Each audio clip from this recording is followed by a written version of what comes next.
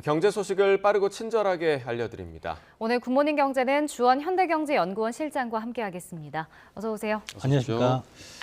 자, 한국은행이 어제 금리를 또 동결했습니다. 시장에서는 사실상 금리 인상이 끝난 거 아니냐 이렇게 좀 해석이 많은데 네. 어떻게 보세요? 실제로 이제 시장에서는 그렇게 보고 있고요. 예. 금리를 동결한 배경은 이제 우리 소비자 물가 상승률이 많이 떨어졌고, 그리고 이제 최근에 들어서 이제 수출뿐만 아니라 내수까지 침체되는 그런 경기 침체 우려가 상당히 높아지니까 한흥도 그렇게 됐을 거라고 생각을 했는데, 다만 이제 이제 금리를 동결하고 나서 간담회를 했죠, 총재가. 네. 근데 이런저런 질문들이 많이 나왔는데, 이제 기자분들의 관심은 그거죠. 이번이 끝이냐. 그리고 좀 더 이제 나아가면은 언제쯤 인하하겠는가. 네네네. 그게 포인트인데, 거기에 대해서 이제 한은 총재는 그렇게 얘기를 했죠. 지금 3.5지만 한 번 정도 더 올리는, 그래서 이 3.75의 가능성은 열어두겠다. 그리고 지금은 당장 금리 인하를 얘기를 하는 거는 좀 섣부른 게 아닌가. 예. 그렇게 얘기를 했는데, 분위기는 실질적으로 보면 그런 거죠. 그러니까 금리 우리 동결을 2번 연속했잖아요. 다음번에 만약에 금리를 인상할 경우에 어떤 파장을 한번 생각을 해볼 수가 있어요. 그러니까 동결을 2번 정도 했으면 시장에서는 이제 거의 끝이겠구나 이렇게 생각을 하는데, 또 올려버리면 사실 금리 인상의 효과는 0.2 올려봐야 크지도 않을 거고, 대신 금융시장에 혼란만 줄 거고, 이제 그럴 가능성이 높기 때문에 사실 시장에서는 이번이 거의 마지막이 아닌가. 설령 한 번 더 올린다고 하더라도 그게 끝이다라는 게 이제 공감대가 형성이 됐고, 문제는 이제 피봇이라고 그러죠. 금리 인상 기조가 마무리되고 이제 금리를 인하하는 그 타이밍이 언제일까?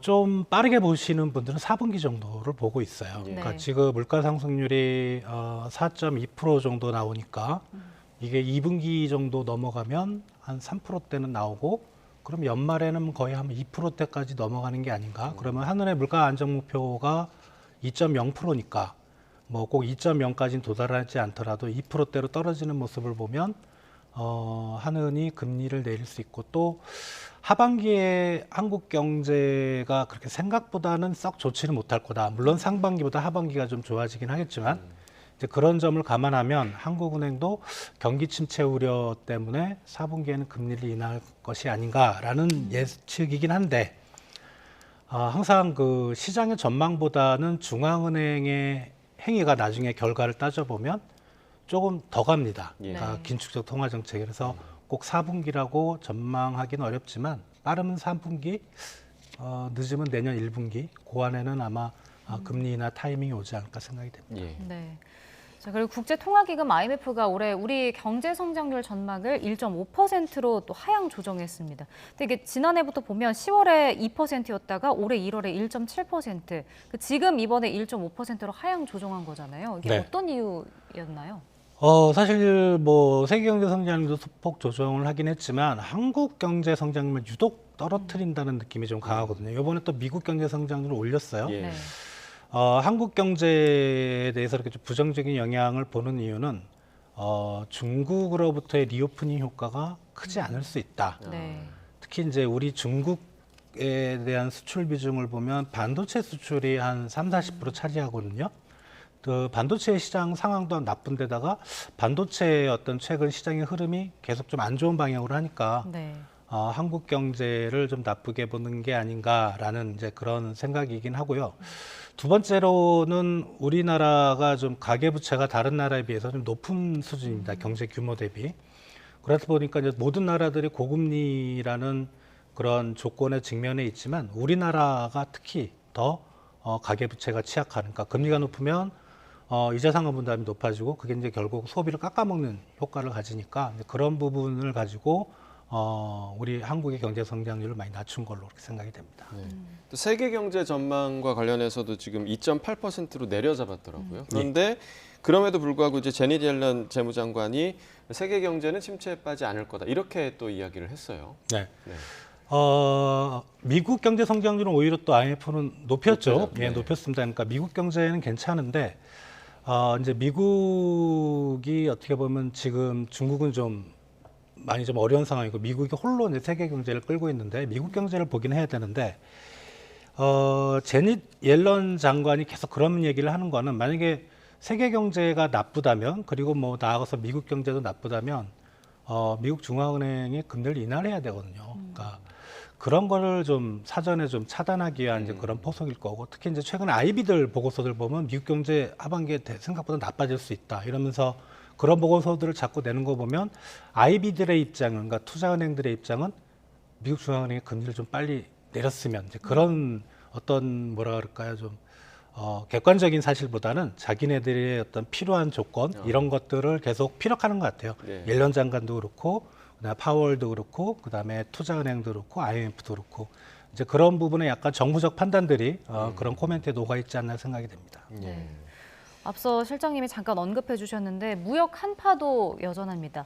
4월 수출액이 발표가 됐었는데 대미 수출액의 대중국 수출을 앞지르면서 이제 20년 만에 미국이 이제 우리와 더 큰 교역국이 됐더라고요. 예.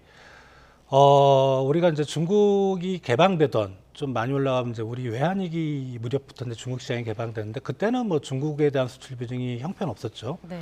뭐 그때 가장 우리 수출 비중이 높았던 국가가 미국인데 그게 한 20년 전부터 이제 바뀌었습니다. 중국에 대한 수출 비중이 미국에 대한 수출 비중보다 높은 그래서 평균적으로 보면 최근에 한 중국으로 가는 게 한 25%, 미국으로 가는 게 15%였는데 4월 수출 정확히는 이제 관세청에서 4월 1일부터 10일까지 네. 그 수출액만 놓고 봤을 때 전체 수출액이 한 140억 달러 정도 되는데 중국이 한 27억 달러 정도로 해서 전체 수출 한 19%. 네. 그리고 미국 쪽으로 가는 수출이 중국보다만은 한 30억 달러. 그래서 한 22% 역전이 됐습니다. 예. 그 1일에서 10일간. 그러니까 물론 나머지 4월 달에 20일 통계까지 보긴 해야 되겠지만 상당히 좀 의미 있는 이제 그런 부분이고요. 이게 주로 이제 중국 쪽에 아까도 말씀드렸다시피 반도체 쪽 수출이 상당히 안 좋거든요. 그러니까 반도체 쪽에 거의 뭐 많이 깎아먹는 이제 그런 어떤 품목의 집중으로 얘기를 할 수도 있지만 좀 이걸 확대 해석하면 중국에 대한 수출 비중이 높은 한국 경제가 만약 그 중국의 리오프닝이 벌써 한 3, 4개월 진행이 됐는데 그 효과가 안 나타나는 게 아닌가. 그러면 우리 수출이 생각보다 좀 침체가 길어지면서 아까 IMF에서 전망했듯이 한국 경제가 상당히 좀 저성장 국면으로 들어가는 게 아닌가 이런 우려를 키우고 있습니다. 그럼 반도체 업황이 좀 회복이 되면 이게 또 바뀔 수도 있는 부분인 건가요? 예, 그렇죠. 그러니까 지금 관건은 우리 수출, 뭐 대중국 수출이나 전체 수출을 봤을 때 관건은 반도체입니다. 그러니까 다른 쪽 수출은 뭐 자동차나 2차 전지, 조선이나 이런 쪽은 괜찮은 편이거든요. 근데 반도체 쪽이 우리나라 수출이 한 20%를 전체 수출이 20%를 차지하고 있기 때문에 특히 이제 물량은 생각보다 괜찮은데 이 단가가 너무 지금 떨어져 있어요. 단가만 회복이 되면 좀 괜찮을 것 같은데 그게 과연 언제쯤일까? 그게 이제 시장의 관심인 것 같습니다. 네. 해외 증시도 좀 간략하게 정리해 보겠습니다. 오늘 뉴욕 증시는 보니까 혼조세를 보였네요. 미국 증시는 좀 안 좋았다가 이제 오늘 다행히 좀 혼조세인데 뭐 다우존스가 조금 올랐고 나스닥, S&P도 좀 떨어졌긴 했는데 분위기는 그런 것 같습니다. 지금 우리나라도 물가 상승률이 많이 떨어졌는데 미국이 지난 2월달 소비자 물가 상승률이 6%에서 요번에 3월달 이제 조만간 발표될 텐데 그게 한 5.2%로 시장에서는 보고 있어요. 많이 떨어지는 네. 거죠. 이제 그런 상황을 좀 크게 보고 있는 것 같고요. 그러면 미국 연준도 조만간 이제 금리 인상을 중단하고 뭐 최소 그 수준을 유지하거나 아니면 연말쯤 떨어질 거다 이런 이제 시장의 시각이 좀 반영이 되는 것 같고요. 네. 시장은 지금 미국이 5.0인데 최고치를 올해 중 쭉 찍어보면 5.25까지밖에는 예상을 안 하고 있어요. 그 이후로는 상당히 좀 낮고요. 그래서 근데 미국 중앙은행은 상당히 좀 뭐라 할까 매파들이 많아서 시장의 예상치를 항상 뛰어넘어 행동을 하기 때문에 이제 그런 부분은 우리가 좀 지켜봐야 되겠지만 미국도 이제 거의 금리가 갈 때까지 간 결국은 이게 이제 금융시장, 특히 주식시장에는 그게 이제 호재로 작용할 수 있다 이렇게 생각이 됩니다. 예. 자, 마지막으로 전기차 얘기 좀 간략하게 해보겠습니다. 전기차로의 전환 속도가 굉장히 좀 빨라지고 있는 것 같은데 현대차에서도 24조 원 투자하겠다 이렇게 밝혔더라고요.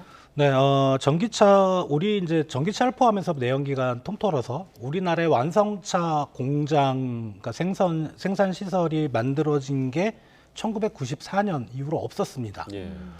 그런데 이제 완성차는 그때 이후로는 대부분 이제 세계 뭐 미국 시장이나 중국 시장 쪽에 만들었고 무슨 부품 수출이나 이런 거였는데 요번에 이제 기아 공장, 화성에 있는 기아 공장에 1조 원 투자를 필두로 해서 그러니까 그 공장은 오로지 이제 전기차입니다.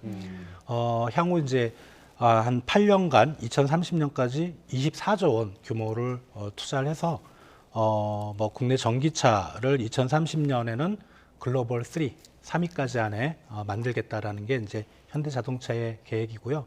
30년 만에 완성차 공장이 만들어졌다는 거, 그리고 그 완성차 공장이 지금 자동차 시장의 핵심인 전기차라는 게 이런 게 좀 상당히 의미가 있다고 보시면 될 것 네, 같습니다. 알겠습니다. 네, 구매경제 오늘 여기까지 듣겠습니다. 주원 실장과 경제 이야기 나눠봤습니다. 고맙습니다.